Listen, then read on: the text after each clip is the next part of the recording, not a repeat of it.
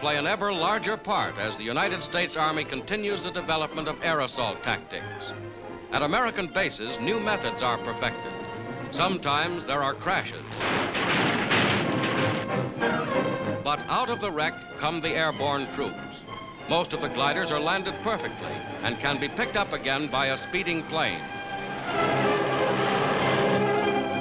A large new transport glider in a test flight with full load.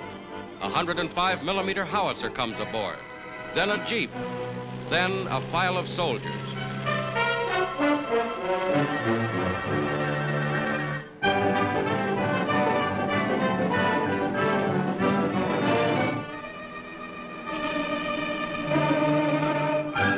Gliders can land with heavy equipment even on bad terrain. Paratroopers, the most spectacular element of airborne armies, rehearse aerial tactics. In closely timed group jumps, they're ready for combat immediately after landing. In air assault tactics, the paratroops are vital.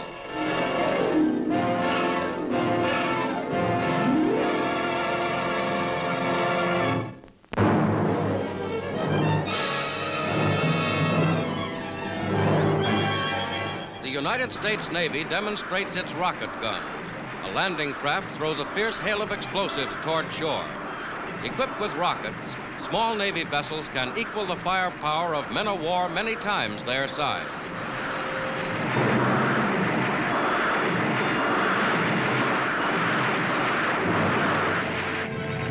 Land equipment carrying rocket launchers turns loose of awry.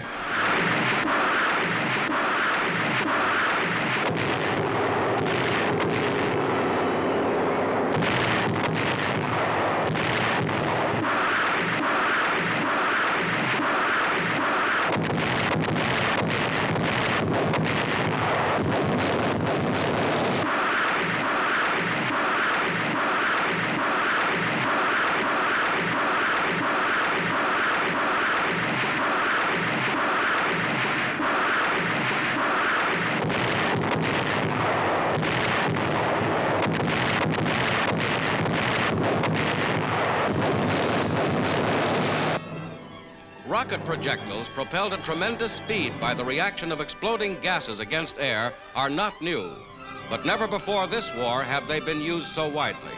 A Navy plane fitted with rocket racks is loaded up.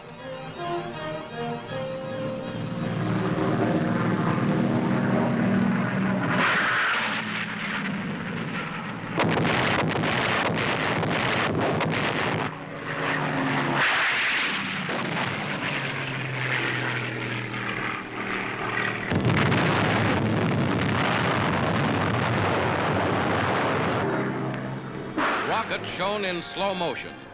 Highly developed in the past few years, the ultimate possibilities of rockets have by no means yet been realized.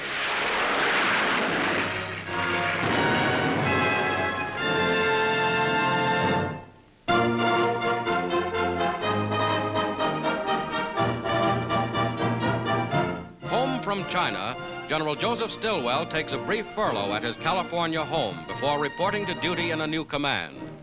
The famed leader of the retreat through Burma, with Mrs. Stilwell, looks through the family scrapbook, recalling historic moments in the general's career in China and Burma, which led to the building of the Stilwell Road. With his giant schnauzer, Stilwell enjoys a moment of recreation at the beach. General Stilwell has now been named Commander of United States Army Ground Forces. In Washington, D.C., he takes over his new duties.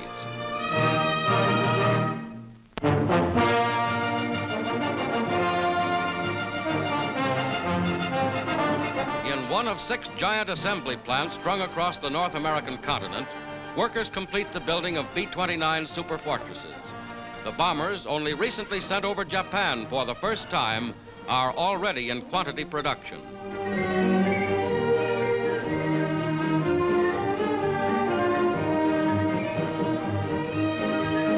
Deep in China, precious fuel for the B-29s is flown into this 20th Bomber Command Base.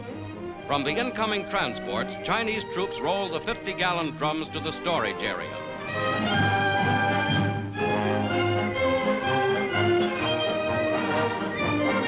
Fed fed into long troughs, the gas is pumped to one of the large storage tanks from which the superfortresses will feed. It takes up to 2 hours to refuel a B-29 and tons of gasoline.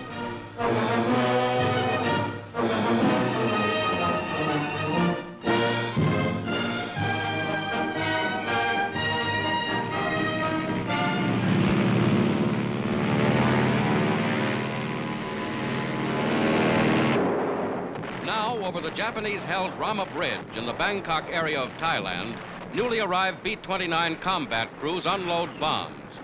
From bases in China and the Pacific, the superforts continue to strike.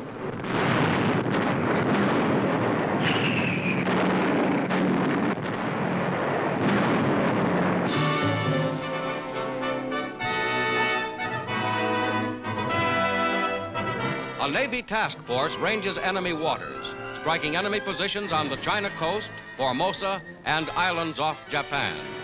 Closing in now for heavy air blows, carrier planes make ready and take off.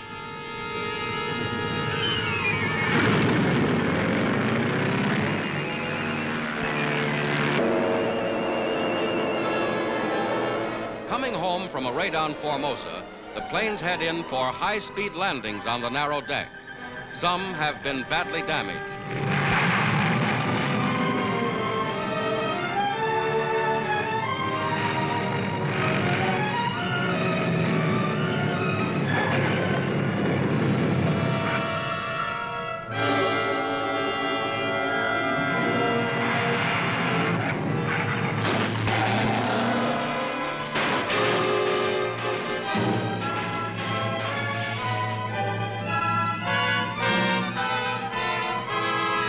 The plane hangs over the side, but medical corpsmen are able to carry away the wounded pilot for treatment. Wreckage has to be dumped overboard to clear the way for more landings, and the tense, hazardous operation goes on.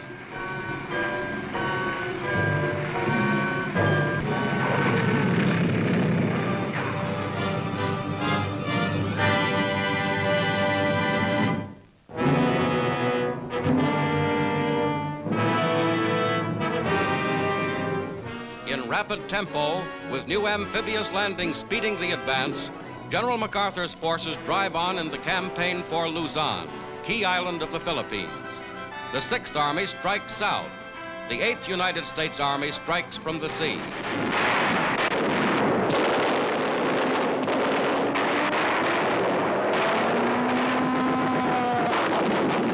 First films, delayed until now, show the initial landings on Lingayen Gulf and heavy fighting against attacking Japanese planes. The skies are cleared. From one ship of the Armada, General Krueger keeps careful watch. And so does General MacArthur.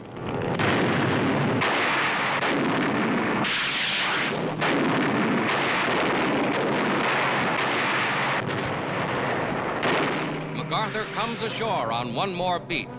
This time, his goal is Manila. Important objective on the road to Tokyo.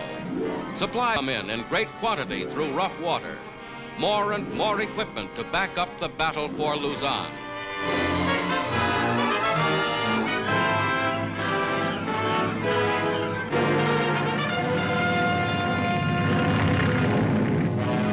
Inland, infantrymen push ahead through country where the enemy may be concealed.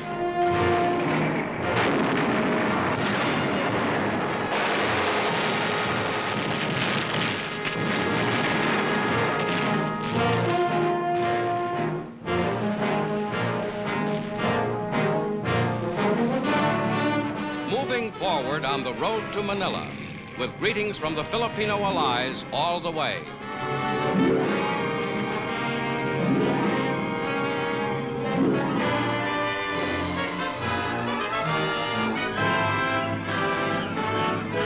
Filipino guerrilla soldiers who greatly aid the advance receive hand grenades.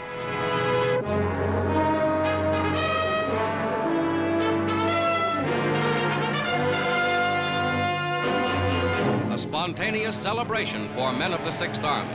The campaign comes to a climax in the announcement that liberating forces have entered Manila. The first landing force, striking in Lingayen Gulf, drove rapidly toward Manila. At Subic Bay, another landing. South of the city, still another. And then on to Manila, capital of the Philippines.